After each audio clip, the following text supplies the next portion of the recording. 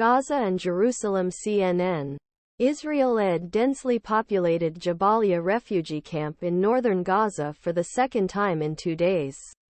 On Wednesday, this led to war crime warnings as more countries took diplomatic measures and condemned Israel's attack on besieged region.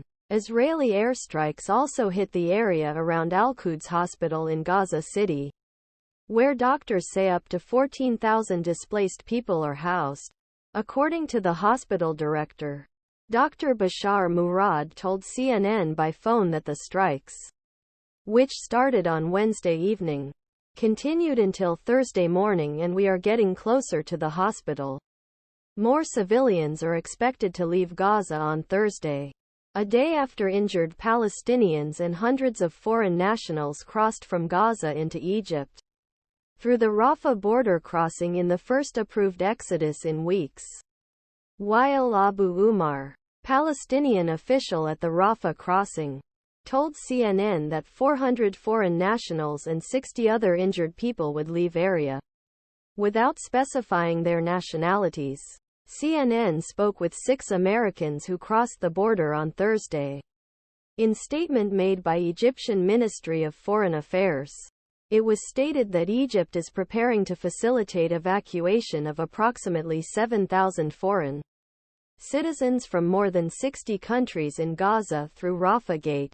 The second major attack on Jabalya caused even greater damage, with several buildings in Fallujah district of camp destroyed. In video taken from area, it is seen that there is a deep crater and people are looking for bodies among rubble. Civil Defense in Hamas-run Gaza described the attack as a second. Director of the Indonesian hospital in Gaza, doctor according to a Tef al-Khallout, at least 80 people were killed and hundreds were injured in the airstrike.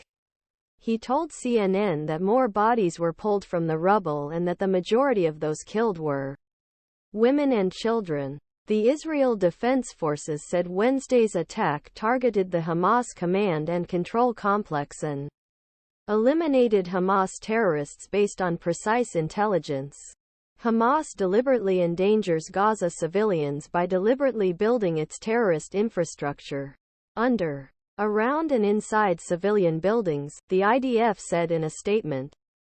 The airstrike came a day after Israeli jets struck a camp in an area near Fallujah on Tuesday, killing or wounding hundreds of people according to medics and triggering fresh outcry over rising civilian casualties in Gaza. Survivors and witnesses described apocalyptic scenes following Tuesday's strike, with one eyewitness saying it felt like the end of world.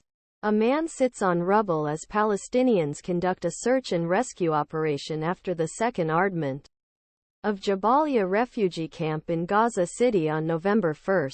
Ali Jadala Anadolu, children were carrying other injured children and running as gray dust filled the air. Bodies, most of them unrecognizable, were hanging under the rubble.